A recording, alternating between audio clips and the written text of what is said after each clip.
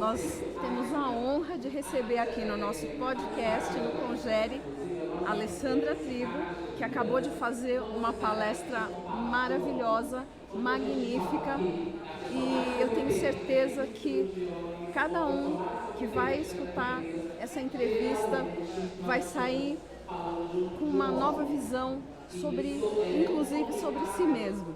Olá, Alessandra, muito obrigada pelo seu tempo.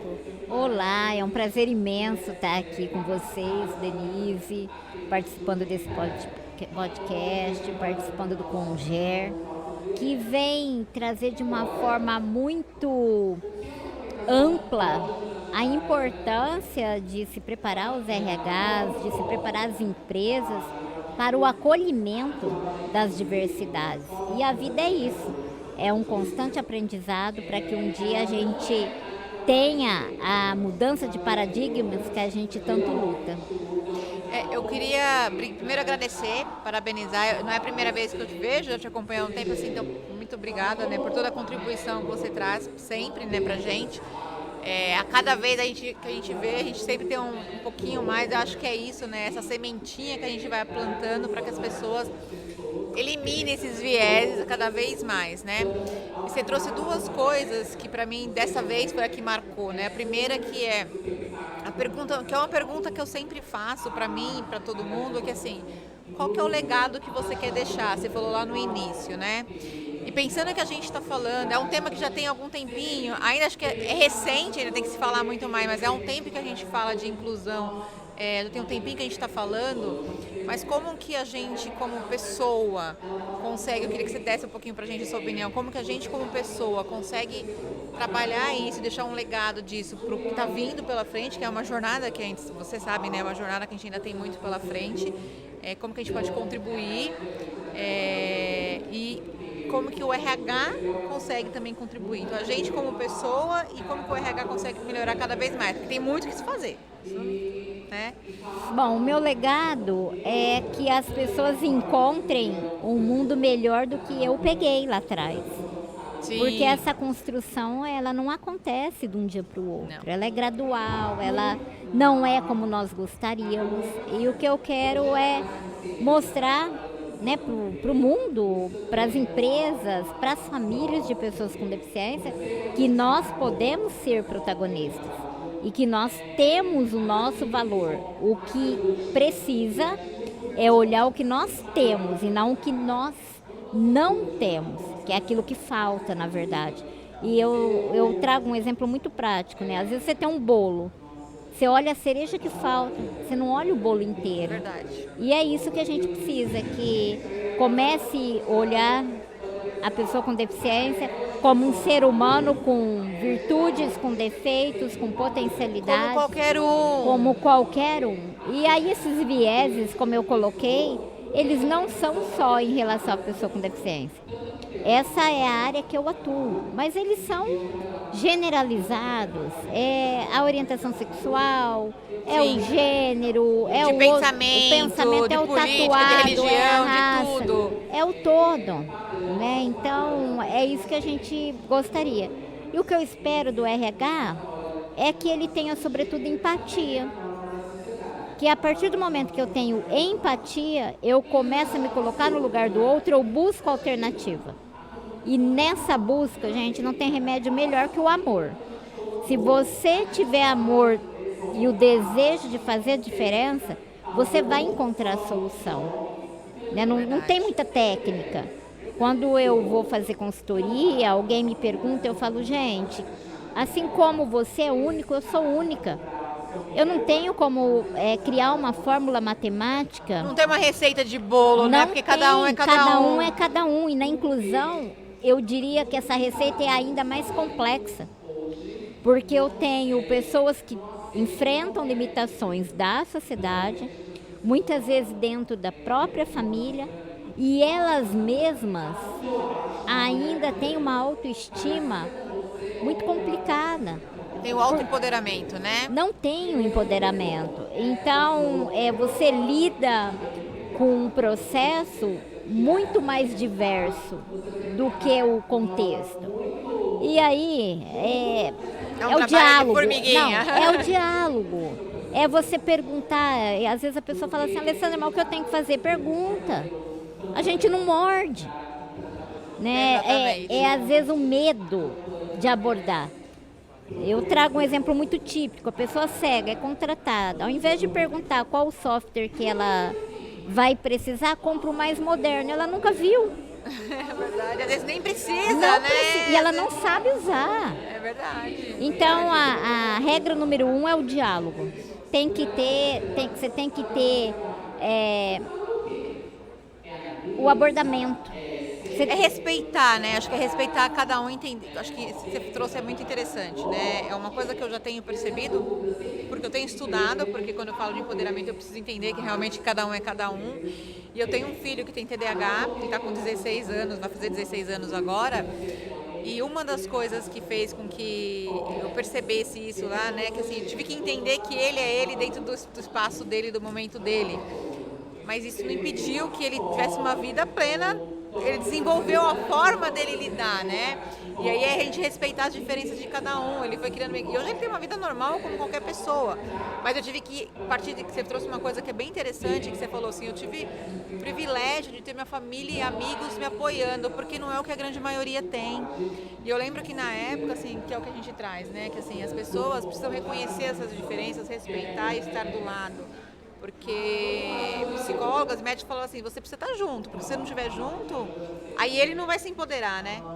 E se o RH não tiver esse papel de estar junto, de respeitar, como que você empodera a pessoa e dá esse espaço para que ela também se entende, se encontre o seu caminho e te dê o caminho. Fala assim, olha, para mim funciona assim, não funciona assim, é melhor assado. Então, acho que isso Sandra, você falou uma coisa na sua palestra que eu achei maravilhosa, entre todas as coisas que você falou, mas é que a pessoa precisa olhar para o sim, aquilo que ela não já pode, tem, né? Aquilo que ela pode. Então, uma coisa que eu, como uma palestrante da área de vendas, eu sempre digo também para os vendedores, o primeiro sim, se você quer o sim da outra pessoa, se você quer o sim do cliente, esse sim começa com você. Sempre começa com a gente. E é o que você disse, é você olhar e ver o que você pode. Você traz esse olhar. E eu diria ainda mais, não é só para a pessoa que ela tem uma condição diferente, ou uma condição física, é para todo mundo. Esse sim, essa permissão, ela passa também por você se aceitar que dentro de você tem uma criança, que foi o que você disse, a criança ela não faz distinção. Achei cada coisa, eu tenho todas as suas falas aqui catalogadas que foram maravilhosas. E você, como um adulto, entender que esse amor que você está dizendo, ele existe dentro de você. Quando você é criança, e a criança que você foi continua existindo. Por que não amar? Por que não manifestar isso no seu ambiente de trabalho desta forma? Abraçando todas as pessoas que estão no seu convívio. Eu acho que isso é um ambiente que as empresas estão hoje se dando conta que é necessário. Ou precisariam se dar conta, né? Primeiro assim, eu coloco que as empresas, não adianta um setor, não adianta o RH querer, se ele não contribui para que o líder conheça, para que o líder aprenda, que a diretoria engaje, que quem está na ponta vai ficar com a pessoa com deficiência, tem o mínimo. Você pode contratar a pessoa com o perfil perfeito para aquela vaga. Só que se ele entrar e não for acolhido naquele lugar, em nada valeu o trabalho do RH. É uma ação conjunta. Não tem como eu isolar, vamos treinar líderes, ponto. Não, vamos treinar quem vai, está na ponta, trabalhando no direto, vamos treinar a liderança, o RH para que conheça o perfil aonde colocar alguém que se sinta pertencente e ter uma diretoria que apoie. Porque também sem o apoio da diretoria, o RH não consegue trabalhar, ele não consegue disponibilizar recurso para que as coisas também operem. Porque quando eu falo de recurso, não é só o humano. Você tem que ter acessibilidade, você tem que ter estrutura geral. E o amor eu diria que é a chave. Porque você pode ter tudo, você pode ter uma empresa acessível, todos os cursos. Se a pessoa que vai fazer diferença na vida de alguém, ela não quiser, ela não tiver esse amor genuíno, não vai acontecer. Porque quem vem, na grande maioria, não vem de uma família que empoderou, não vem de uma estrutura da sociedade grande. E é isso que a gente tem que lidar. Porque o preconceito, o viés está dentro, muitas vezes, da própria família. Ela não quer que a pessoa com deficiência trabalhe. Para quê? Ela tem o LOAS. Para que ela vai sofrer? Então, a família ainda traz com ela o medo da rejeição externa. E é isso que muitas vezes eu coloco, não basta você trabalhar a pessoa com deficiência. Você tem que trabalhar a família da pessoa com deficiência. E eu não vejo isso nas organizações. Infelizmente, ainda a gente tem que avançar muito para que essas famílias sejam informadas, orientadas do quanto seus filhos podem ser protagonistas. Então, trabalhe a pessoa, trabalhe a família e trabalhe os colaboradores. São 3 situações diferentes, né, mas que se harmonizam. Eu acho que um convite quase das suas falas que ficou, eu acho que pairando e que para todo mundo é assim, com essa do amor, apaixone-se pelo ser humano. Ame o ser humano. São universos tão maravilhosos, cada um de nós. E quando você entende isso, ontem eu disse isso para o Eugênio também, Eugênio Mussac, eu disse, Eugênio, eu provoquei, né? Você, pelo que eu vejo, eu acho que você se apaixonou pelo ser humano. Quando você entende isso que você está falando é tão normal, é o seu dia a dia. É genuíno, né? O que é natural. Você falou e eu entendi na pergunta da Grazi também, isso é um aprendizado. A gente também vai aprendendo a tirar essas camadas inconscientes, né? Esses vieses, nós vamos trabalhando. Esse é o dia a dia. Você tem algum ponto de partida, alguma coisa que você sugira pra gente se policiar melhor no dia a dia? Quando você for tomar uma atitude, faça para o outro o que você gostaria que fizesse para você. É a regra. Peraí, eu gostaria de ser tratada ou vista dessa maneira? Ainda que não seja eu, o meu filho, alguém que eu amo. Minha mãe, meu pai. Minha mãe, meu pai, né? Igual você citou, você tem um filho com TDAH. Gente, é um detalhe. É olhar o detalhe. Não ver a deficiência ou a limitação que não seja uma deficiência, porque de repente a pessoa não tem uma deficiência, mas tem uma depressão, tem uma outra complexidade que não a torna uma pessoa feliz. A sua produtividade pode ser diminuída, mas se acolhida, ela vai reverberar.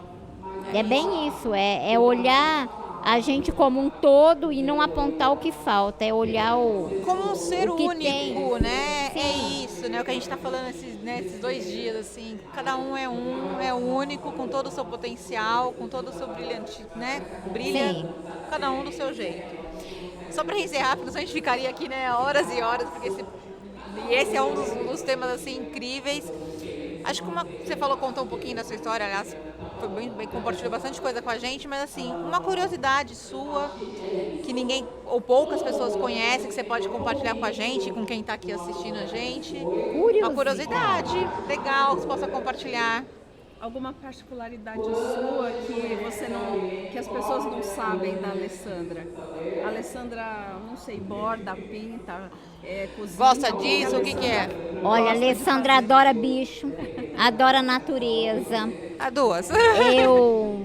Se eu tiver que acordar de madrugada, eu tô de madrugada cuidando. E tem uma coisa assim que a Alessandra, desde pequena, eu ouço muito meu interior. Ai, que delícia. Então, eu acredito muito em Deus. independente da crença, Sim, uma força maior. uma força maior que nos move. E eu sempre procuro me conectar comigo mesmo nas minhas decisões. Então eu tenho uma